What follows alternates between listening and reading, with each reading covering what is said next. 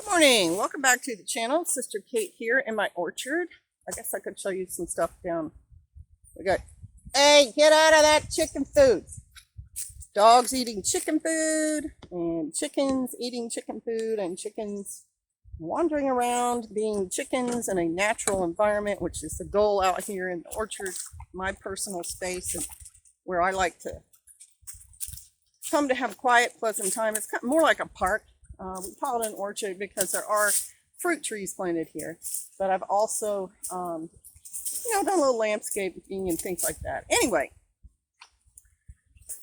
one of the subscribers, I think it was Big German, that's what the name was, asked for a video on how a close-knit community would do like a rebirth after a calamity. That's, general phrases. So I thought, okay, that's a good question. In my mind, he's asking for a picture of how that would unfold. And so this is the vision that we have at Shofar Mountain, as well as many other visions, including living a life of faith and working together with other people and tribe and taking care of our land and being self-sustained and all those things. So the community itself should consist of people with some skills and people whose skills are like their number one skill. Hopefully you guys can hear me. I'll try to talk a little louder. Have a number one skill, like if you're good at taking care of animals, then that's your skill. If you have first aid experience or training, knowledge, that's your skill. But that you should also know something else helpful to the community, like you're also good at security issues or you're good at communication issues. Because what you want your community basically to look like is a small town, with each person providing a service or a skill towards the whole, so that we can use each person. And that includes the elderly, who can help in the garden, who can help with taking care of children, who can do communications or first aid, cooking, washing dishes, and the young folks, like you don't want to leave the kids out because small children could still be helpful to adults in ways of carrying things or delivering messages. They can also feed the animals. They can also help in the garden. And so it's a whole unit. And you do want to cover those bases. You do want first aid. You do want animal husbandry. You want gardening. You want someone who knows something about communication. You want people who know stuff about security, about construction, about putting up food. A logistics person who understands, hey, we need to store this over here in this way, and we need to get this stuff out because we're going to be using this next, and so on. A tailor. People who are not opposed to washing clothes and taking, summer clothes versus winter clothes, things like that. And then, excuse me, hopefully your community is situated in a place that has resources. And I would say natural resources because that's what I prefer, i.e. trees and rocks and soil, but you can take the model and you can put it anywhere because cities have resources. They're just different resources. And if the calamity happens and you all are safe, then you're going to start building your life from what is left. And depending on what season it is and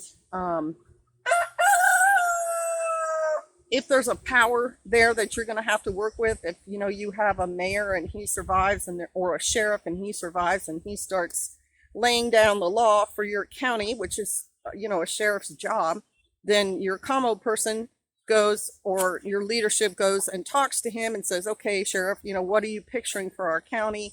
And then trying to put yourselves into, hey, they really.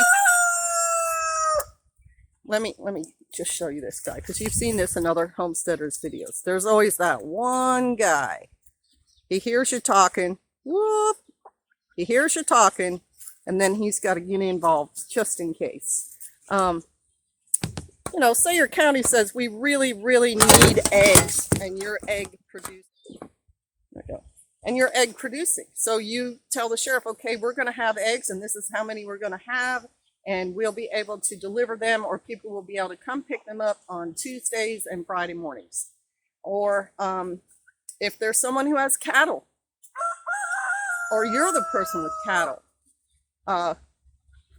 calving season is coming up. We're anticipating 15 calves. We will butcher 5 of them for, general community use, and people can come barter or purchase them from us on September 25th, whatever it is.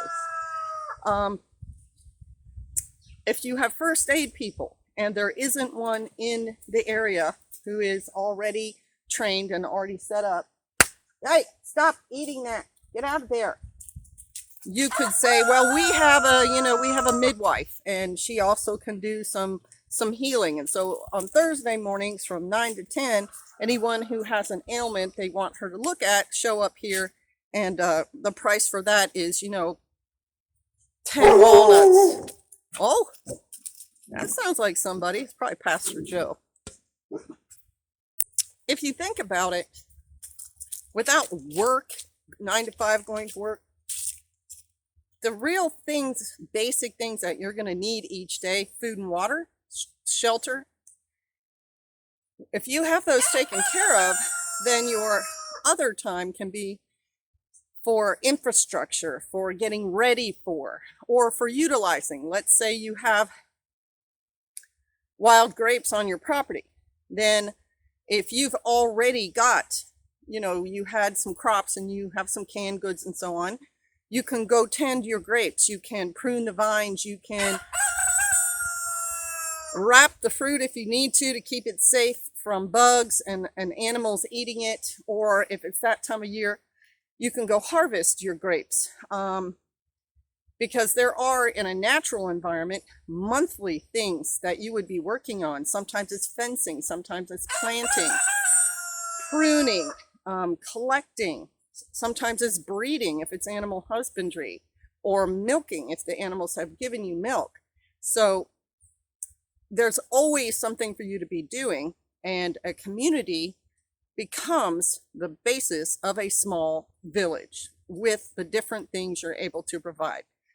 Anything, blacksmithing, carpentry, chopping down trees and having wood for fires. There's a million things you can do.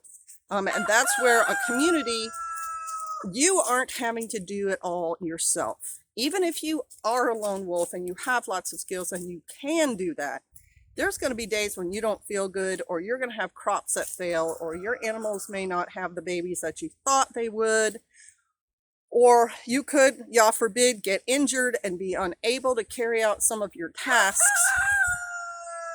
And so that's where a community comes in more useful than being a lone wolf.